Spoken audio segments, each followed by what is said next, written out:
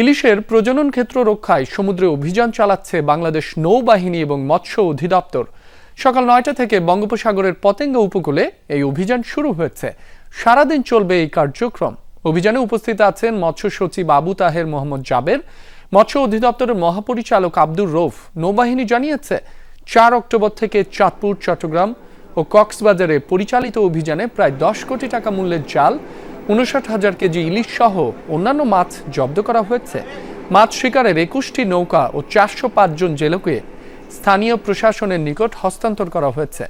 নিষেধাজ্ঞা চলাকালে অভিযান চলমান রাখার পাশাপাশি গভীর সমুদ্রে দেশের জলসীমায় বিদেশি জাহাজের অনুপ্রবেশ বন্ধ করতেও সজাগ রয়েছে নৌবাহিনী।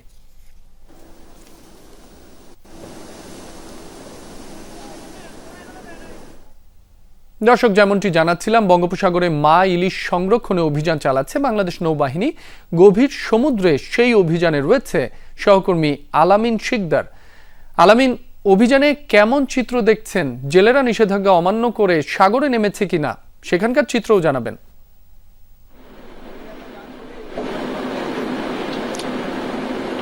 রাব্বি, জেলেরা নিষেধাজ্ঞা অমান্য করে সাগরে নামছে এবং এরকমই বেশ কয়েকটি বোট কিন্তু এরই মধ্যে বাংলাদেশ নৌবাহিনী আটক করেছে। আমার ঠিক পেছনে আমরা দেখছি যে বাংলাদেশ নৌবাহিনীর একটি জাহাজের সাথে অন্তত 5টির মতো যে যে ফিশিং বোটগুলো থাকে সেই ফিশিং বোটগুলো আটকে রাখা হয়েছে এবং এখন পর্যন্ত যে তথ্য আমাদের কাছে রয়েছে, এই 5টি বোট ছাড়াও সর্বমোট এই যে নিষেধাজ্ঞা অমান্য করে যারা মৎস্য হরণ করতে সাগর এসেছিল এমন 21টি বোট বাংলাদেশ নৌবাহিনী আটক করে এবং 420 জনের মতো জেলে সেখানে আটক হয়। এরপরে মৎস্য অধিদপ্তরের যারা রয়েছেন তারা সেই যে যারা জেলেরা আটক হয়েছেন এবং যে মাছগুলো উদ্ধার করা হয়েছে, জব্দ করা হয়েছে, সেই বিষয়ে আসলে সিদ্ধান্ত নিচ্ছেন। কিছুক্ষণ আগেও এখানে যারা উপস্থিত ছিলেন মৎস্য অধিদপ্তরের ডিজি, মহাপরিচালক এবং সচিব এবং এই যে মৎস্য কর্মকর্তা, জেলা মৎস্য কর্মকর্তা, তারা ঠিক সেই জাহাজটির সেই জায়গাটিতে গিয়েছে এবং সেখানে যে আটক জেলেরা রয়েছে, বোটগুলো রয়েছে, মাছগুলো রয়েছে, সেই বিষয়ে তারা তাৎক্ষণিক একটি সিদ্ধান্ত দিবেন। জরিমানার যে বিষয়টি থাকে সেটি হয়তো করবেন।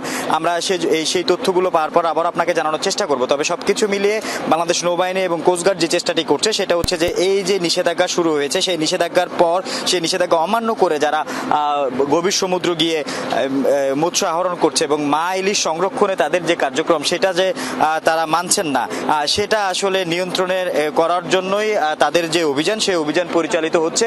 এখন পর্যন্ত সব মিলে অন্তত 1500 মন মাছ, ইলিশ মাছ, সেটা কিন্তু আমরা যতটুকু জানতে পেরেছি যে আটক করেছে, উদ্ধার করেছে এবং জেলেদেরকে আটক দেখিয়েছে 420 জনকে। এই তথ্যগুলোই আমার কাছে ছিল। আলামিন, আপনাকে ধন্যবাদ।